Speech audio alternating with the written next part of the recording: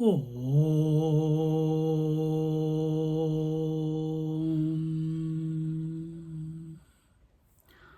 Om.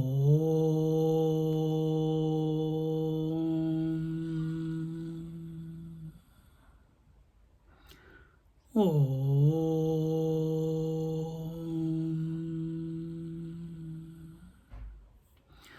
Gurur Brahma, Gurur Vishnu, Gurur Devo Maheshwaraha, Guru Sakshat Param Brahma, Tasmai Shri Gurave Namaha, Tasmai Shri Gurave Namaha.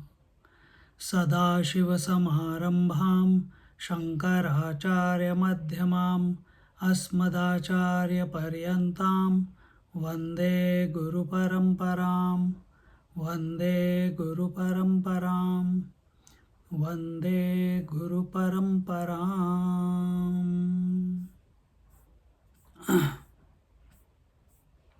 We are in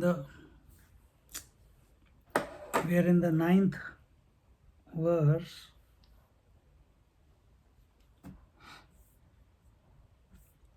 Where is it?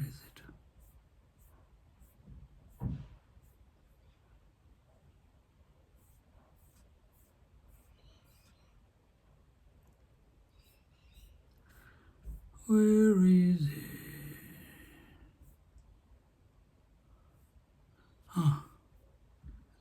Page 31, Swamiji. Page 31. Correct.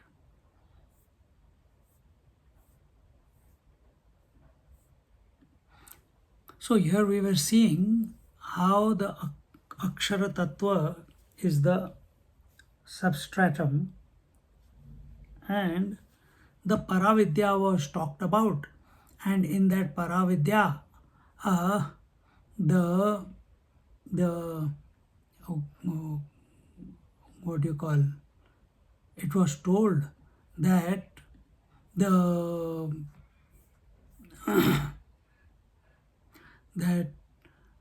it is Amritam, and Amritam means immortality, and immortality here in Apara Vidya was told as the fruit of karmas, and immortality is possible only when all the karmas in toto are destroyed, and as long as karma is not removed, destroyed, eliminated in endless cycles of life, till then, and so you can look at this Amritam both ways. Till the karma is not destroyed, Amritam cannot be attained, and at the same time, because the karmas will make you live for thousands of years continuously, and therefore you are eternal in that sense, from the lower knowledge point of view. And continuously you are going through the evolution, and having talked about this in the 8th and the 9th verse, the Paravidya, now here it says in the 9th verse it will tell, Ya sarvajna sarva vidyasya, no,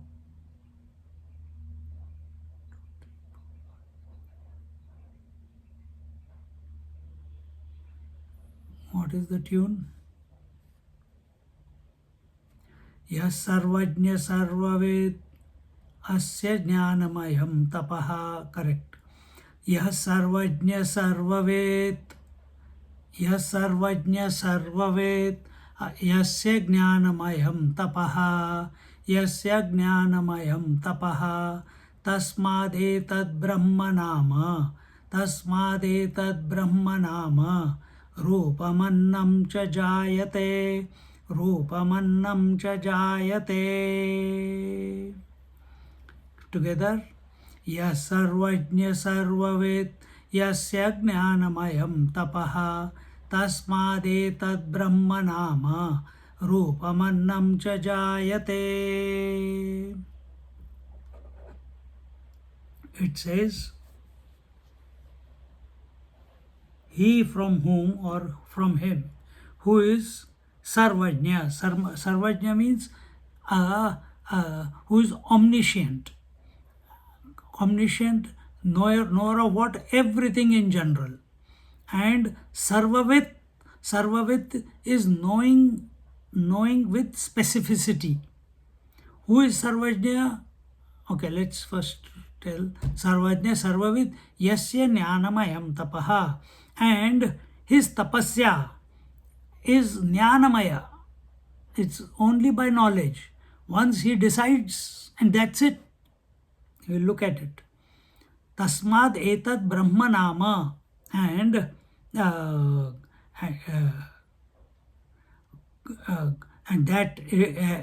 therefore that Brahma, that is known as Brahma, Rupam Annam cha Jayate.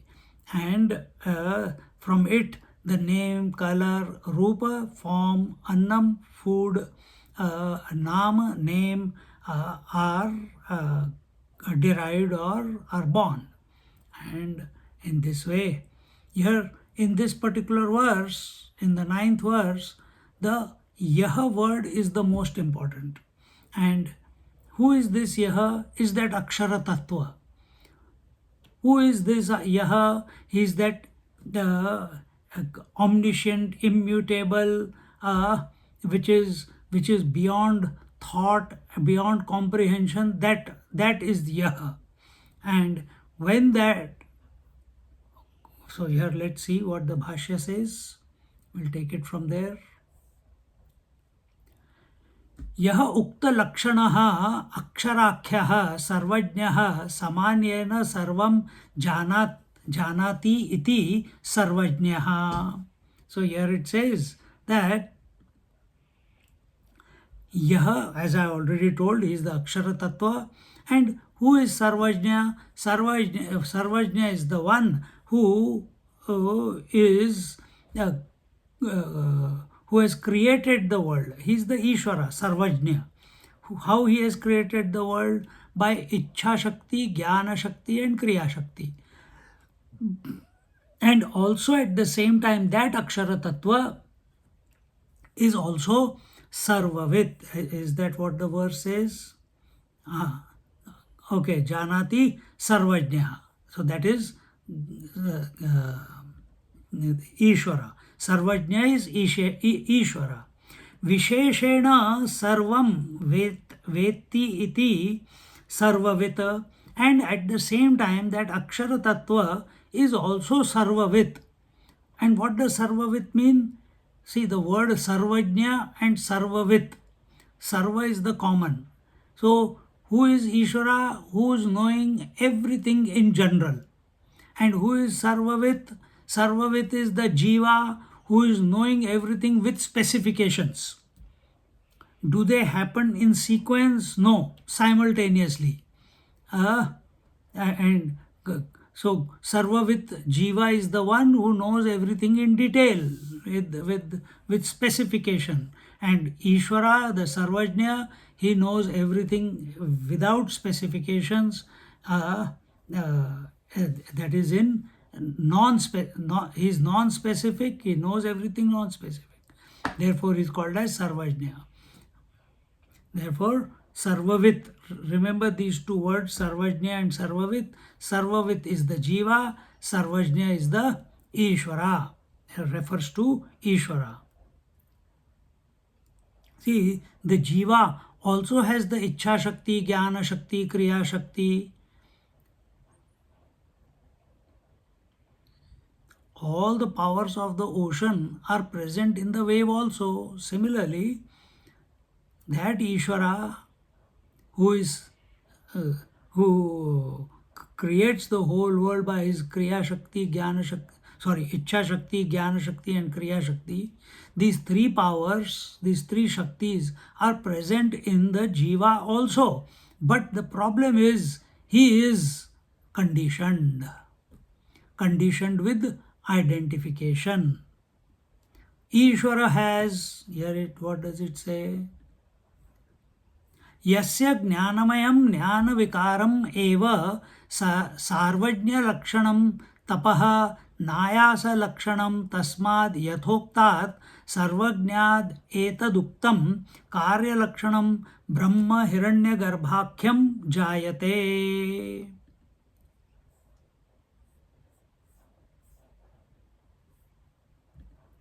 Jayate.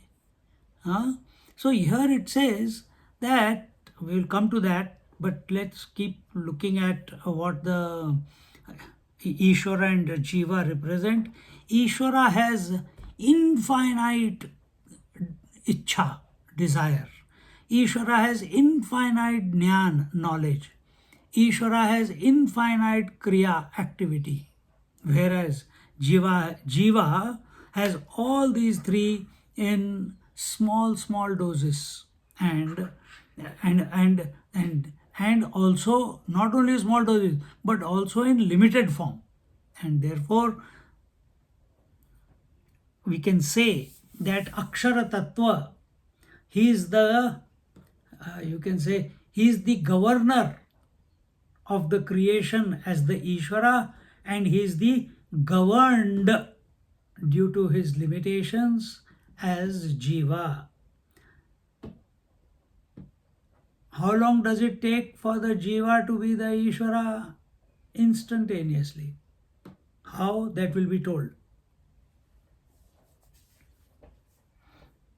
Then it says here, Yasya Jnanamayam Jnanavikaram. We said that. It says that when we talk of tapasya, Jnanamayam tapaha, when we talk of tapasya, we imagine that we have to put in lot of efforts like Buddha did, and we see the yogis and we get fascinated.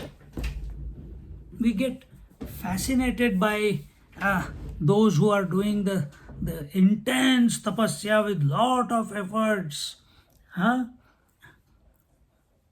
That is the story of the Jiva. But for the Ishvara, what is the story? It is Jnanamayam. Jnanamayam is that merely by sankalpa, merely by making a decision and sankalpa, and what is the thought, what is the sankalpa that the Akshara Tattva has or Ishvara has? It says it is to give up his status of non-duality. That's all. The moment Akshara Tattva decides to give up its status of non-duality, immediately Ishvara and the Jiva appear. Then what we have to do? We have to become Satya Sankalpaha. Satya Sankalpaha means whatever we say happens. Then when that ability comes, then you say Aham Brahmasmi, immediately the realization will be there. Only if you are Satya Sankalpa, not sabotaging your own Sankalpas. So, Ishvara gives up his non-dual state and expresses, Ishvara or the totality, Akshara Tattva gives up his non-dual state and expresses as Ishvara and Jiva, and Jiva has to give up its identified state, his limitations, in order to recognize that he is the infinite. And in this way, Ishvara is also giving up, Jiva also has to give up. That is our journey. Therefore, from that Brahman, the samashti, the Ishvara Srishti, vyashti, the jiva Srishti, both of them came forth simultaneously. They didn't happen in a sequence. We explain to you in a sequence for the matter of understanding, but actually it happens instantaneously, spontaneously. Continuing.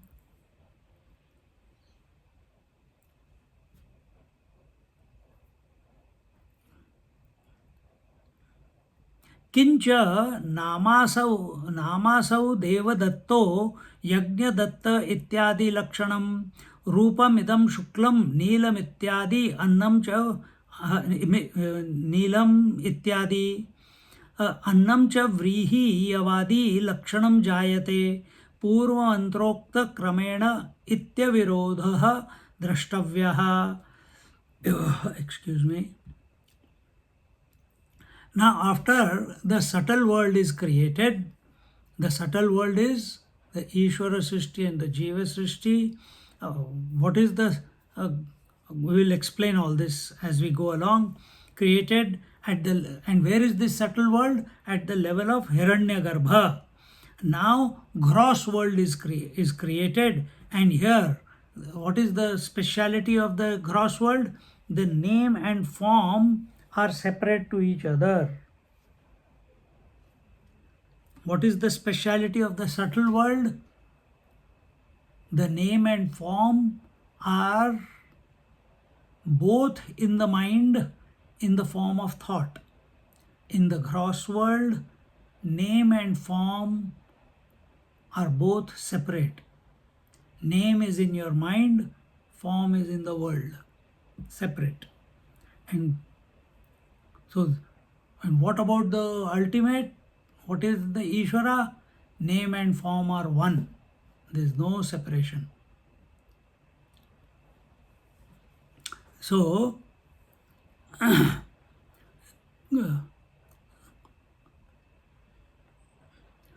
so in this Hiranyagarbha, from this Hiranyagarbha, now this gross world is created, and here name is different from the that which is named the form, and name helps us to create a form in our mind.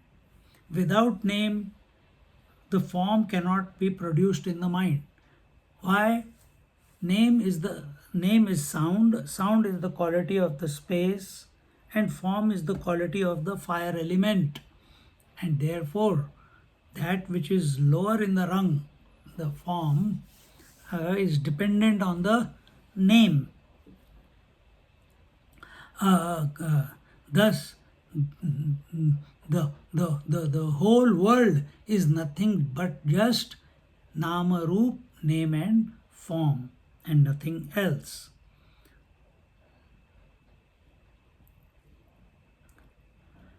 So there are two paths. What are they? One is the path of space, and the other is the path of time. There is a path of space and there is path of time. And when both start relating to each other, space and time start relating to each other, then it is indicated by name and form. Both have to be there, space and time. Only then objectivity comes about. So we see that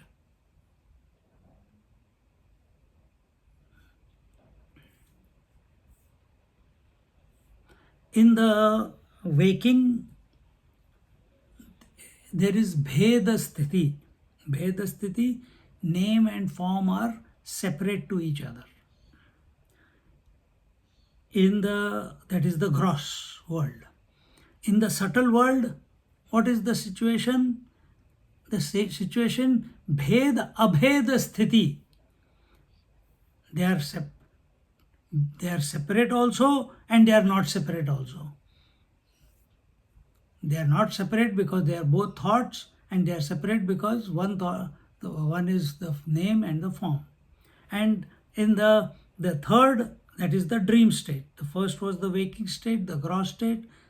Abheda Sthiti is the dream state or the subtle state, and then is the deep sleep state, where it is called the Abheda Sthiti. Abheda Sthiti is where name and form exist, but only in the seed form. And in these three ways, the total creation is summarized. Say, where can you get such explanation out there? in 3 lines the total creation. Therefore, we see seen before, we just look at it again. Paramatma invokes his uh, Shakti, that is the Ichha Shakti, the desiring to become many.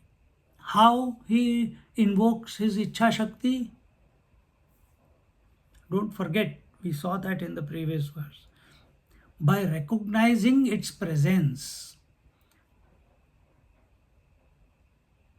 How do you recognize your mind? By recognizing its presence in the morning when you wake up from sleep. That is your Ichha Shakti. So, the Ishvara, the Paramatma invokes his Ichha Shakti by recognizing its presence, that this potential is there. So, after Ichha Shakti, the next step is recognition. Recognition is Jnana Shakti, and this is both at the recognition of the expression of that Shakti is both at the samashti level as well as the vyashti level.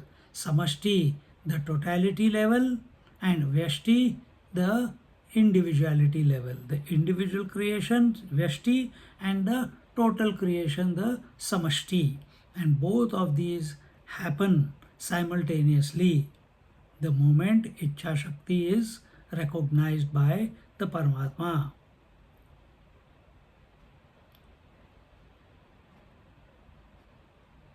To put in another way, at level of Ishvara, remember before we saw the gross subtle causal by waking, dream and deep sleep.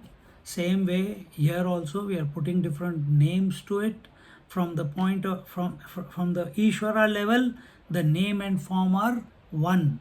There is no difference between name and form. This is called non-specific creation, abheda sthiti, the deep sleep state, totality of the deep sleep state. That deep sleep state we talked about before was individual. When we talk of the total, it is the Ishvara, the consciousness in the deep sleep, in the jiva, is called as prajna. And in the total deep sleep, that same consciousness is called as Ishvara. The consciousness in dream, in individual dream, is called as Taijasa. That same consciousness at the total dream level is called as Hiranyagarbha or Brahmaji. And at the waking level, the consciousness at the individual level is called as Vishwa, and that same consciousness at the totality waking level is called as Vaishwanara. We saw Vaishwanara Agni, also known by the word Nachiket Agni, given by Yamraj to, in his honor. So, at the level of Ishvara, the name and form are one. At the level of Hiranyagarbha, the subtle. What was Ishvara? The causal. What is Hiranyagarbha? The subtle. The name and form are separate, but in the thought form. And at the level of the jiva, the name and form are completely separate from each other. And in this way, recognize this, what? That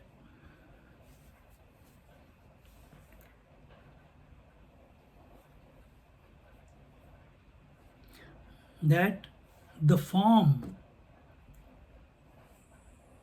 the rupa, is in the knower, and the name is in the heart of the knower.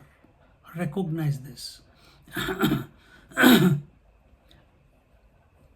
And when we reject both the name and the form, so where is the form? In the mind. Where is the name? In the heart. When both name and the form is rejected, that very moment everything is over. Everything is over.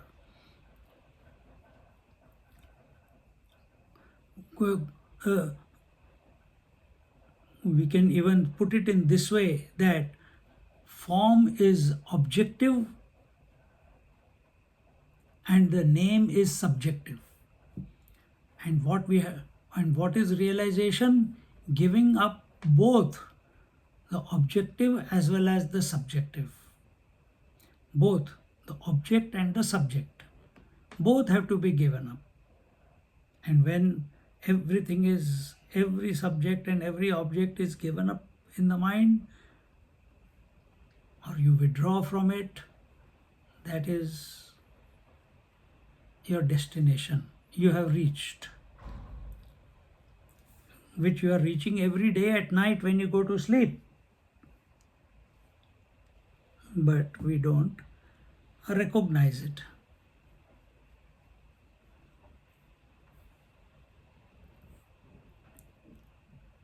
Annancha vrihiyavadi lakshanam jayate. Annam. What is this annam? Annam is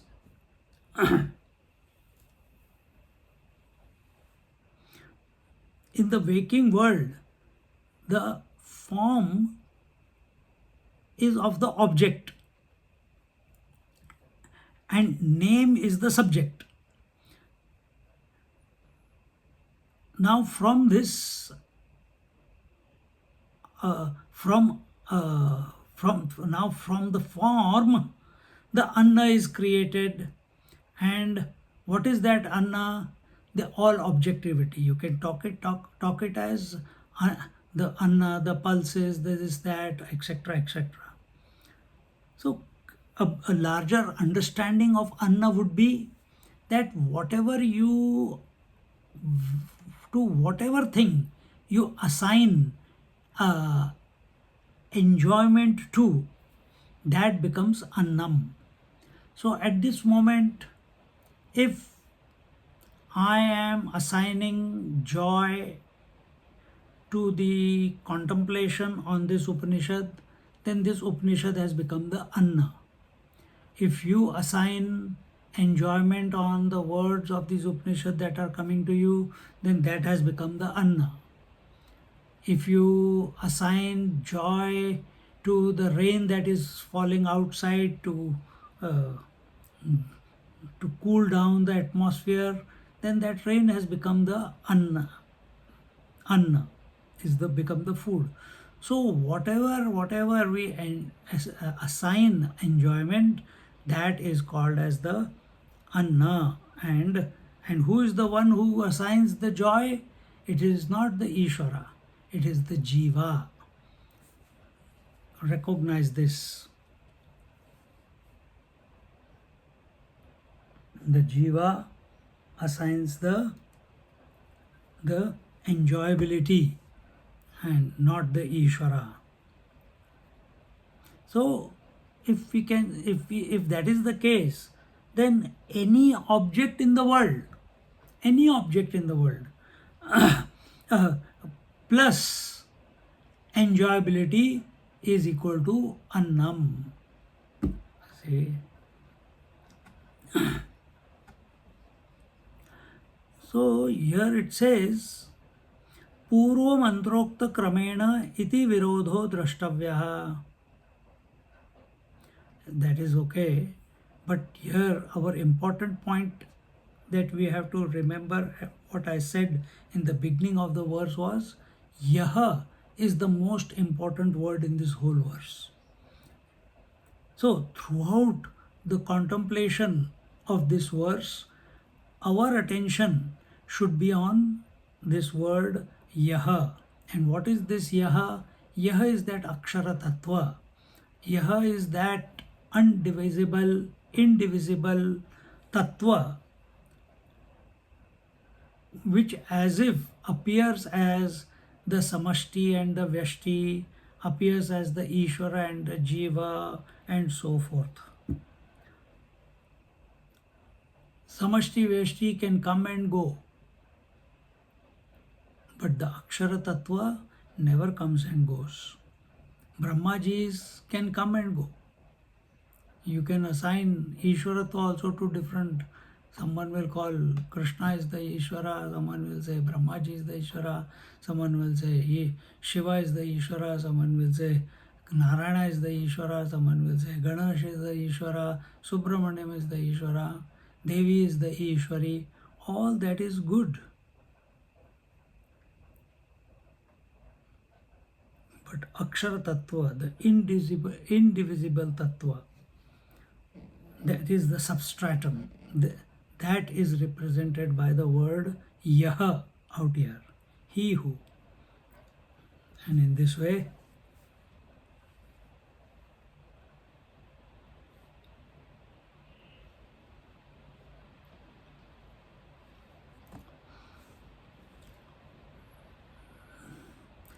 at the time of death, the jiva gathers all his faculties and enters a new body and expands. But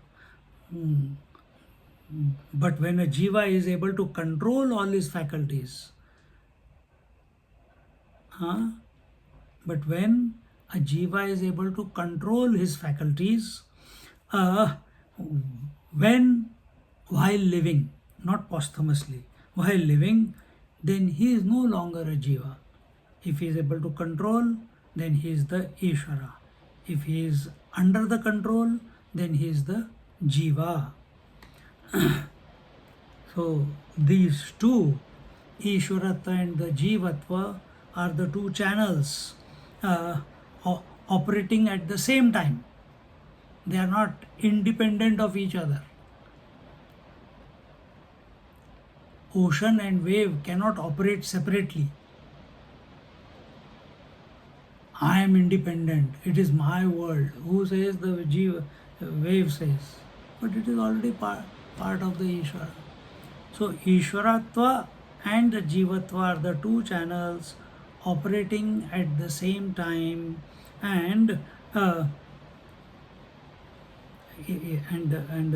Ishvara's sankalpa is out of joy, whereas the jiva's sankalpa is to gain joy and become one with the Ishvara or the Paramatma. So Ishvara sankalpa is what? Let me become many.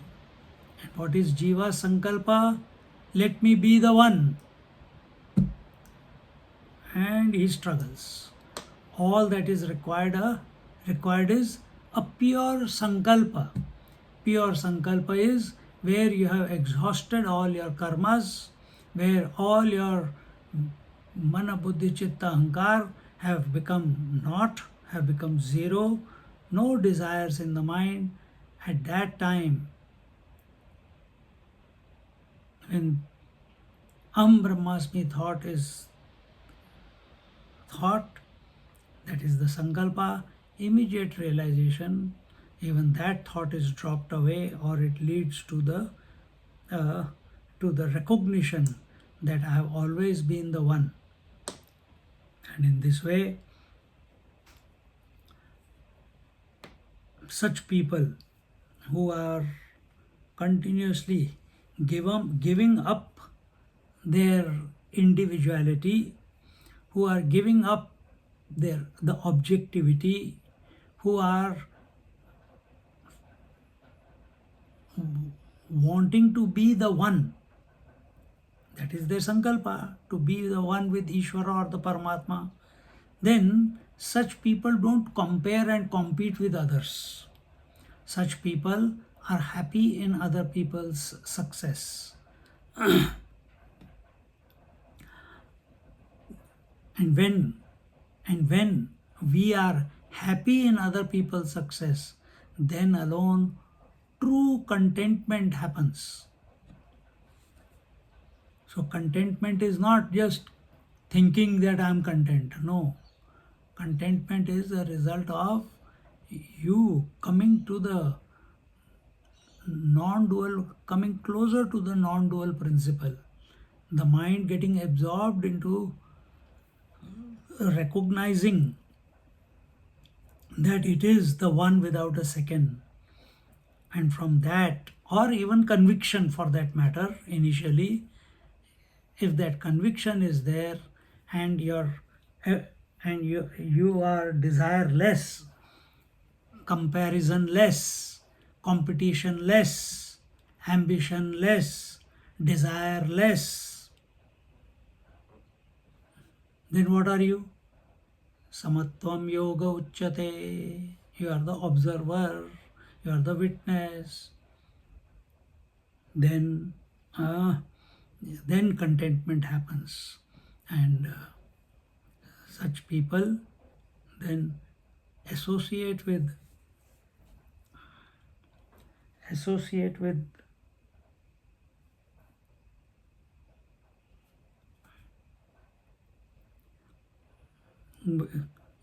with such people who are working towards this realization, who are wise, who are successful, and enjoy other people's success, not only talk about their own individual success. And in this way, in this mantra, the two visions, uh, uh, by taking the total world by the word sarvajna, and the limited world by the word sarvavit, but when the whole but our whole attention should be on the yaha. This yaha, the substratum, the akshara tattva, is the one who is expressing in and through the sarvajna as well as the sarvavit, and it is the same reality which is as if appearing as two, samashti and vyashti, ishvara and jiva, and that is, and supporting the both but never getting influenced by any one of them. So our attention should be on this reality. Only then we can understand. When we take this eagle's viewpoint, then alone we can understand what is Paravidya and what is Apara Vidya. That is the topic that is going on. So we can say the cause and effect both are mithya only when our attention is on the substratum which is supporting both, unaffected by cause and effect, but supporting the cause and effect. Uh, and that substratum supporting both is the reality, and that is my essence. In this way, iti atharva veda. Oh, wait a minute.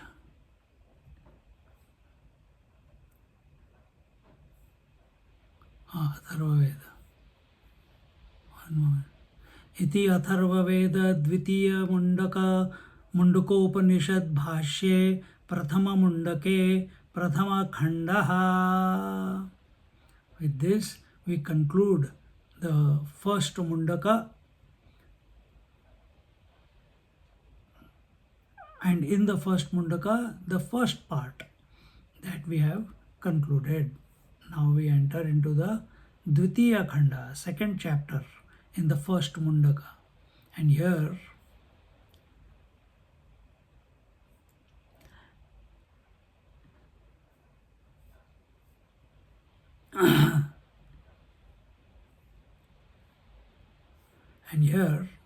the karma nirupan is given. Karma nirupan, the explanation of what is karma. The topic of karma is taken up. Sanga Veda Apara Vidya Ukta Rugvedo Yajurveda Ityadina.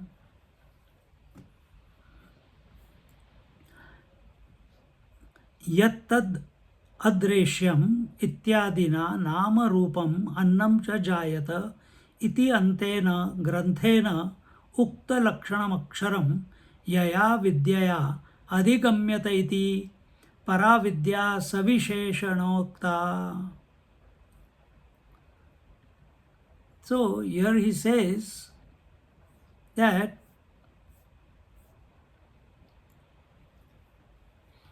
with the text,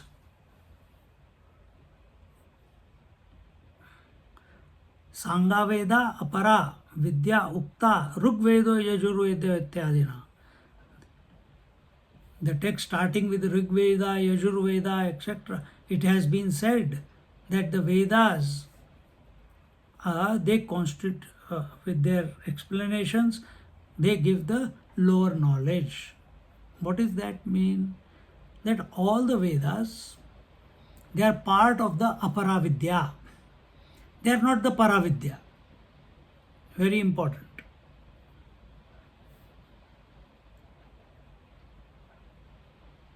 And what is Paravidya?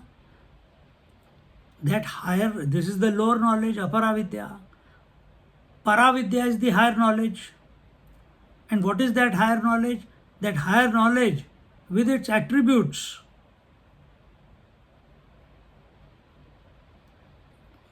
is that knowledge through which one realizes that immutable reality, that is the Paravidya. And this way, in the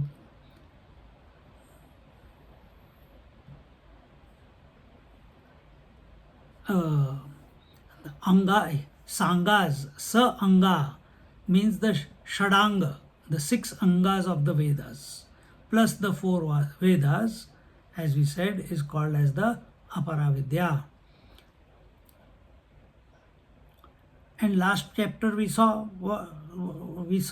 that what is Paravidya and what is Aparavidya. And by that Akshara Tattva, that by which the Akshara Tattva is recognized,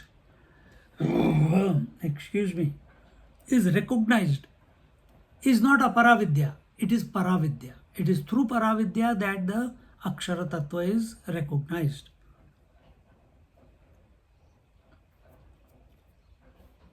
Then why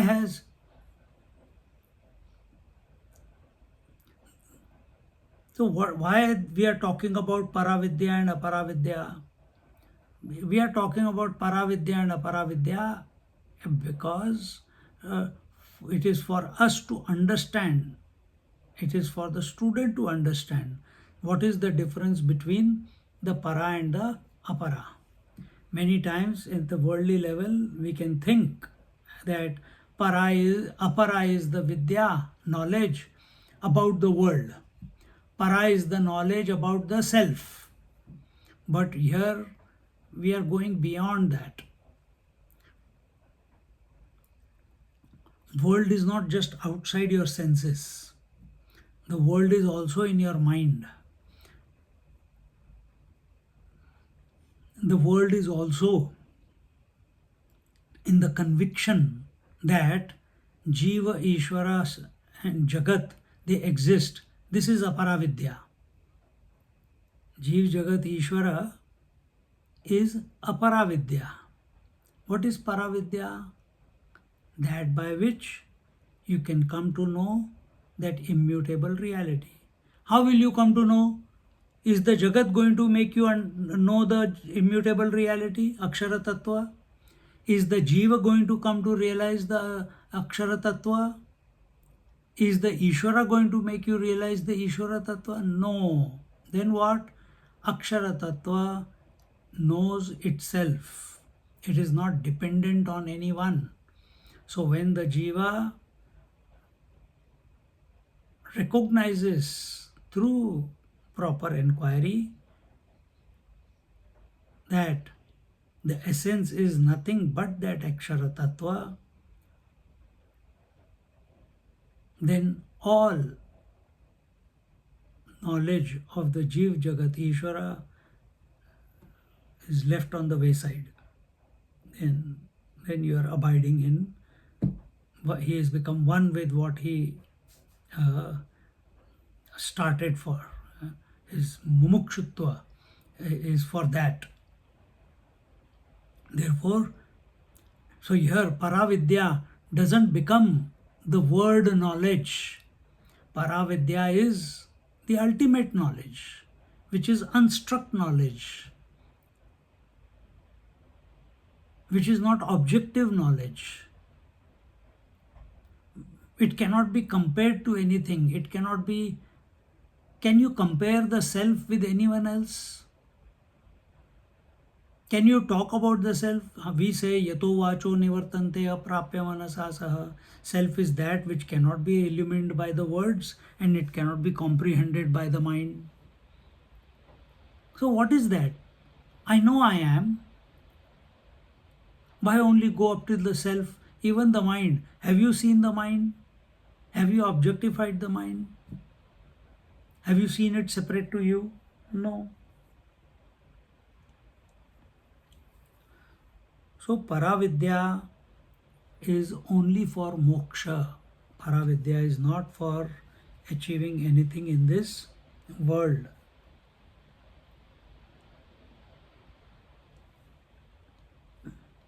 By meditation, my mind will become calm and tranquil. This is not Paravidya. You are still lost in Apara Vidya. So Para is for the moksha, Apara is for the samsar.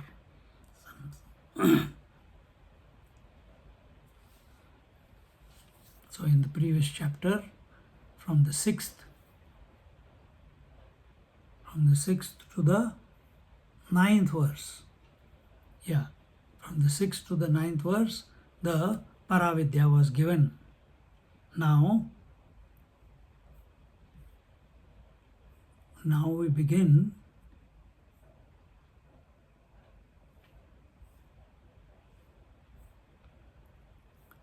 with this Sambandha Bhashya. And what is this saying? Ataha param anayaha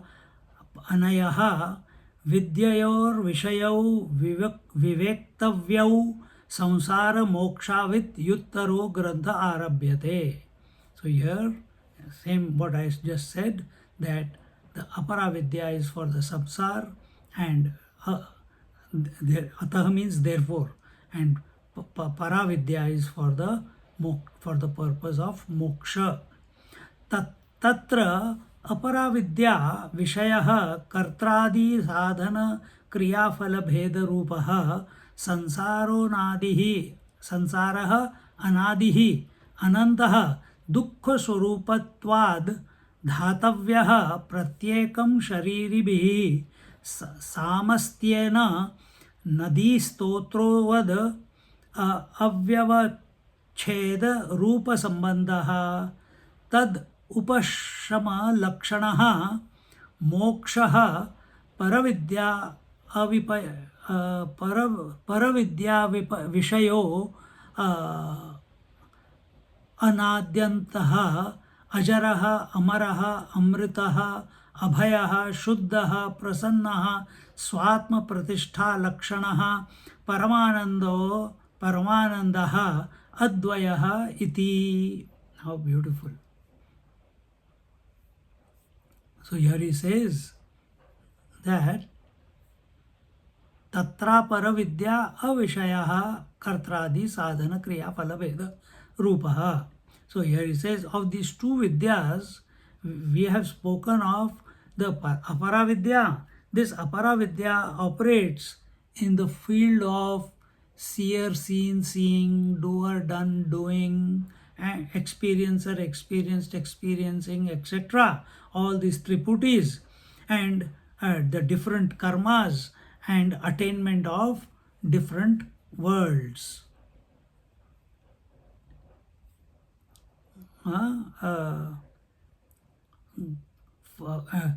Sadhana kriya phala bheda rupaha sansaraha anadihi anantaha dukkha swarupat. Okay. So here he says, this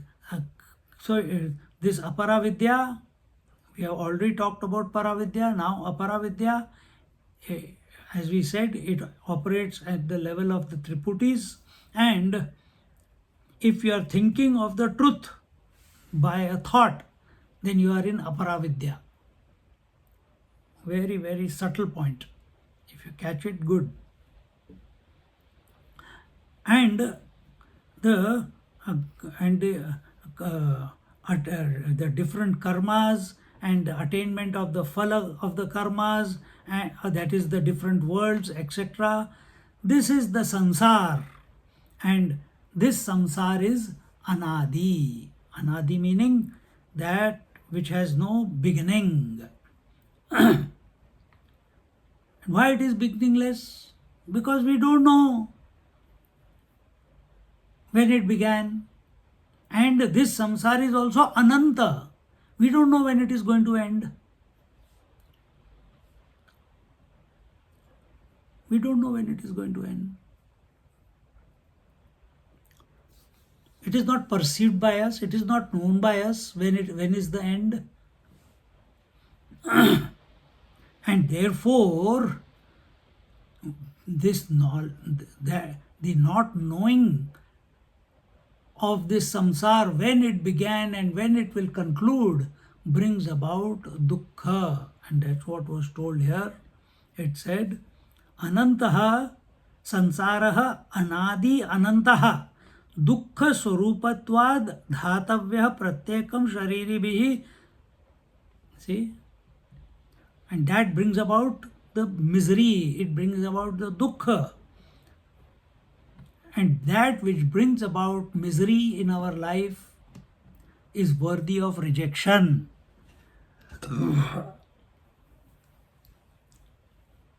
And rejection, oh, I reject this thought, but the memory is still retained.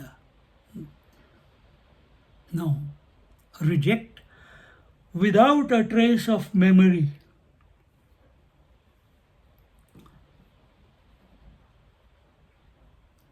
So here it is told, pratyekam shariribihi samastyena nadi stotrovad avyavacheda rupa sambandhaha.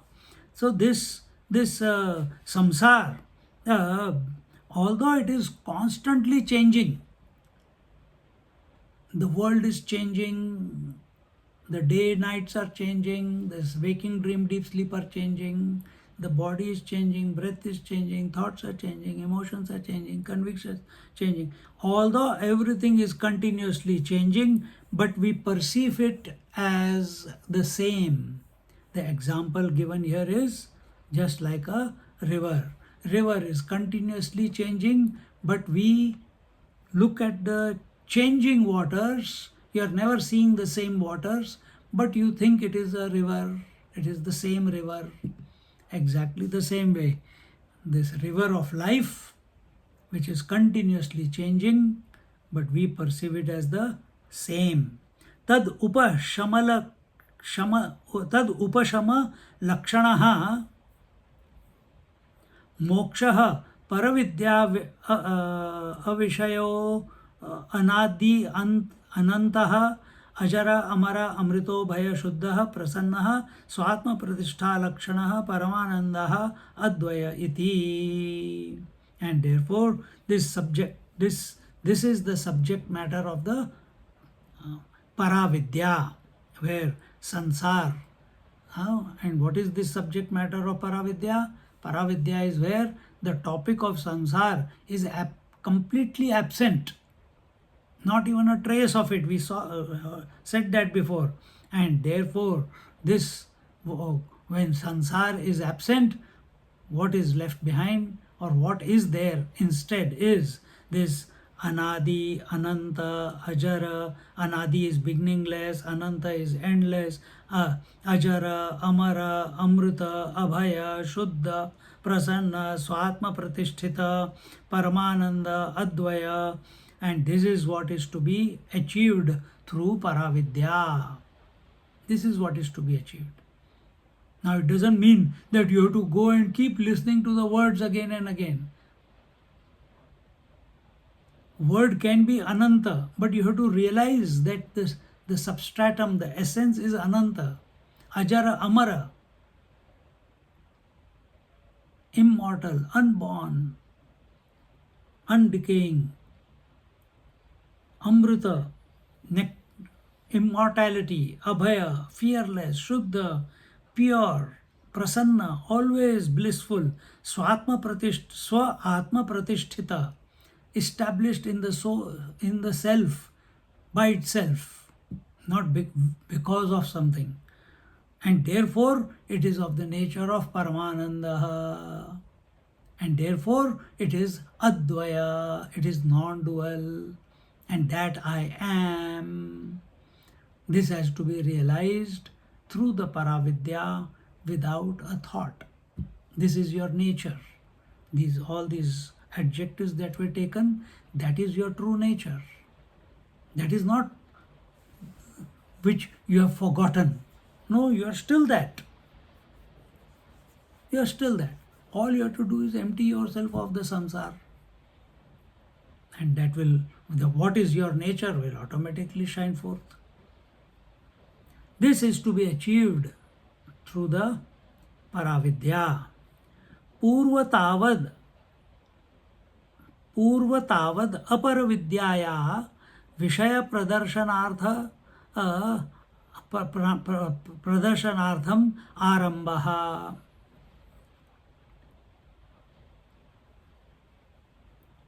Now, having given these two fields, now first we give out in detail the field of Apara Vidya in the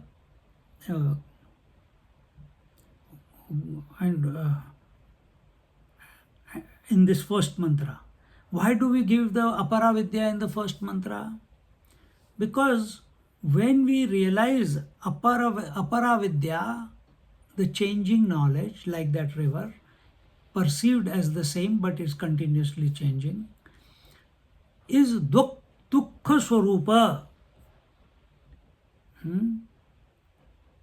Tad darshane hi tannirveda upapattehe तथा च वक्षयति परीक्ष्य लोकान् कर्म चितान् mundakopanishad इत्यादिना न हि प्रदर्शिते परीक्षोपपद्यत इति तत् प्रदर्शयन् आह. Okay. So, when we realize Apara Vidya is dukkha swarupa, only then we can reject it. How? Otherwise, what is our incentive to reject the Apara Vidya? What is the incentive? Dukkha nivritti, nirangusha trupti, uncaused bliss. Yes, you are of the nature of uncaused bliss, but you are always. Then why are you not experiencing it? Why are you not abiding in it? Why are you not one with it? Only because the samsara is still accepted as real by us. And until and unless we don't come to realize that it is dukkha swarupa, it is keeping us in the loop of coming and going, it is keeping us in the loop of ignorance, it is keeping us in the loop of comparison and competition, and thus putting all this together, it is keeping us away from the reality that we essentially are. Till then, there is no incentive to give up the Apara Vidya. Only then, once we have seen how it is dukkha swarupa, how this sansar is dukkha swarupa, then we can reject it. So unless and until this relative world, the Apara Vidya, the relative world, the relativity is not explained clearly and then rejected with understanding, only then we will be free. See? So first we have to understand what constitutes the Apara Vidya. We have to understand it, and understanding is that you cannot understand it, so it is worthy of rejection. Or you can say understanding is that how it is keeping you entangled in the world. Therefore, you reject it.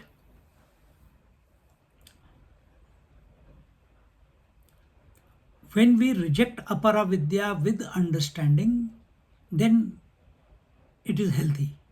If we reject Apara Vidya under a spell of ignorance, without proper understanding, without without having understood why the Apara Vidya is a Dukkha Swarupa, we only delete the world out of our mind through pranayam, through forceful measures. Then you will not come to abide. Abidance will not happen because of that. So when we reject the world out of ignorance, out of frustration, then the world is not rejected completely. The seed of the world is still hanging around in our subconscious somewhere. See?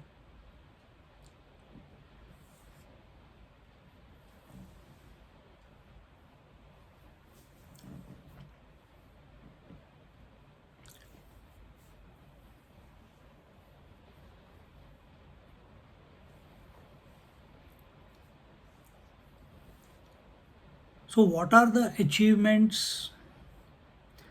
So what are the achievements of karma? And we want to experience the gains. We want to experience the various lokas. We want to experience the heavens, and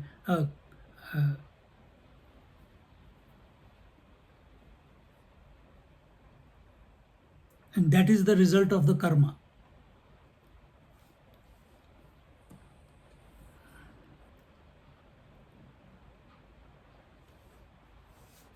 So here it says in the first verse, Tadetat satyam mantreshu karmani, Tadetat satyam mantreshu karmani, Kavayo yanya pashyanstani. Tune is different. Let me check out what is the tune.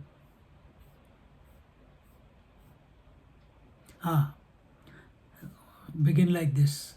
Tadetat satyam, tadetat satyam, mantreshu karmani kavayo yanya pashyan, mantreshu karmani kavayo yanya pashyan, tani tretayam bahuda santatani, tani tretayam bahuda santatani, तान्याचरत नियतं सत्यकामा, तान्याचरत नियतं सत्यकामा, एव एषव पन्था सुकृतस्य लोके, एषव पन्था सुकृतस्य लोके.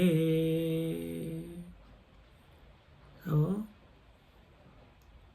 we'll look at this verse in our next class. Enough for today. We'll dive into that.